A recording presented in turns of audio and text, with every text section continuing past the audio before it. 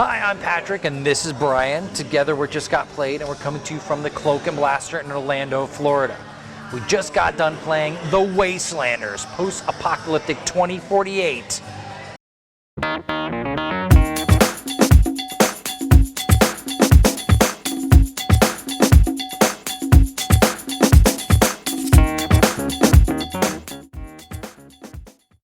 Brian, tell us a little bit about The Wastelanders. Sure. Did I scare you? A little bit. It's all right. Wastelanders, it's a 2 to 4 player dungeon delve, tile laying type game. And as Patrick already mentioned, it's set in the post-apocalyptic era of 2048. However, there are no zombies in the game, so it's got a little more realism to it, which is kind of refreshing.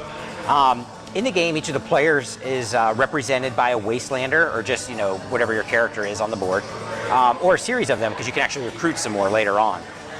The way that each round unfolds is the players will draw a card, and it's a placement card, or essentially a new territory that they're going to lay down, and it kind of represents them exploring. And then you have your movement phase, so you can either move each of your Wastelanders into the new territory, or they can move into just an adjacent, already previously explored placement card or territory. Now each of the territories has, not each of them, but the majority of them have a special ability that might allow you to teleport to another one, like from a subway to a subway, or like a bike store allows you to ride a couple of, go a little bit further than you would otherwise, kind of deal.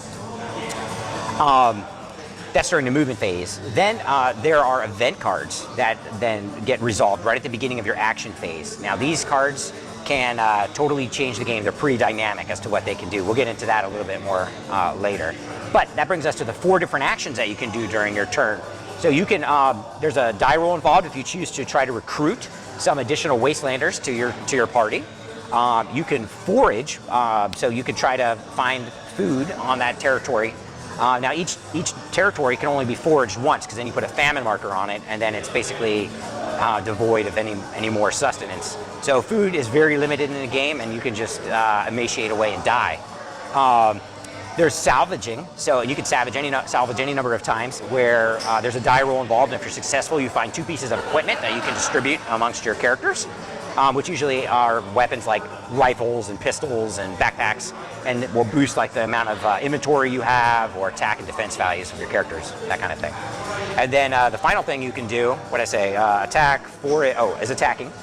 If there's an opponent also on the same territory as you, you can launch an attack against them, which there's a couple of, whether you're the attacker or the defender. Defense is a little bit stronger than the attack, I think, when you're running the calculations. The end of the game condition is basically just the last player standing is the winner, but it's not necessarily I have to go out and kill everyone else. A lot of times they could just die from starvation along the way. Or an event card. Or desperation.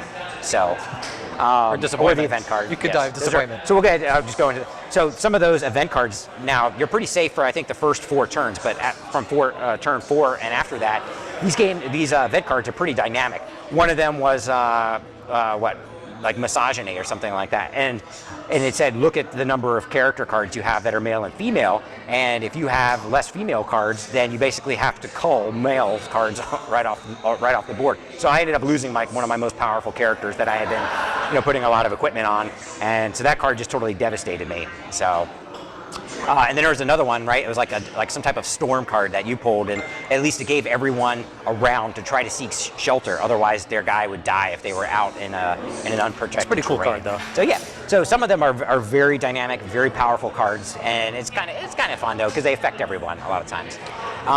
With that, Patrick, what would you say is your favorite thing about Wastelanders? There's some really cool stuff. Those event cards are really, really cool. I had one that was Jack the Butcher is what it was called, where if I lost a character, I got to eat him, and it made more food.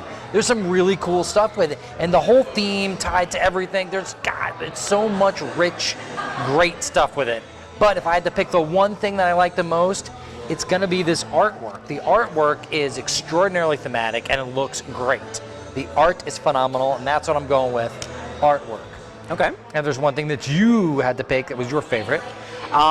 What I liked is, for a dungeon delve, which is set in the apocalyptic future without zombies, it's kind of a very unique theme. I think it was very well executed, and the gameplay, the mechanics for the delve are very intuitive, which is kind of good because the rules are There's a little ambiguity in some of the rules, and they're also very hard to read. But I guess the good news, I mean, the game is very intuitive with the way that things are laid out and the stuff that you can do. So it's kind of tempered against each other. So I think it kind of balances out in the end.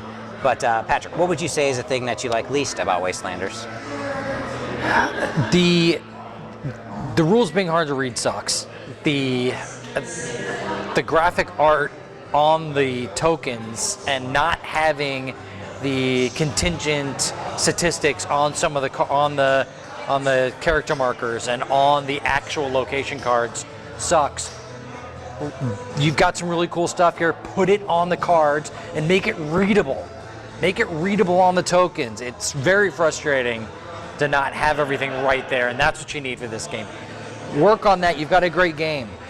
And if there's one thing that you have to pick out that you like the least. The thing that I like the least, and it gets back to reading just the syntax on the rules and even on the chits. Like on the chits, it was like size 3 font or 4 font. It's just very hard to read. It's impossible to read those chits. Yeah, and the syntax, like the font and just the color of it. It's black font, but the background is like this black marbly kind of thing, and the lines just sometimes line right up, and you can't read some of the words in there.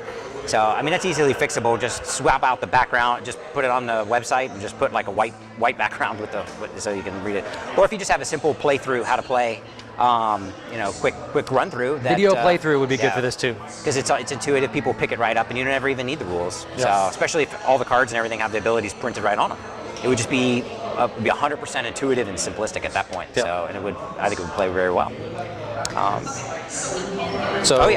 So Wastelanders was already successfully funded on Kickstarter, and now you can also pick up your copy on the website link below. I'm Patrick. This is Brian. Together we just got played. Thank you very much for watching. You were killed by misogyny. I know. Who would have thought that? And It would have caught up with you. One of the only things that survived. Well, yeah, I guess so. That and one of the only things that survives, the post-apocalyptic world is feminism and political correctness and still doing damage. You had that card that you said there's no zombies, but you had a card that could raise the dead. That's right. I guess we'll have to go back and edit that. No. No one's gonna watch. They'll figure it out. What kind of production is this?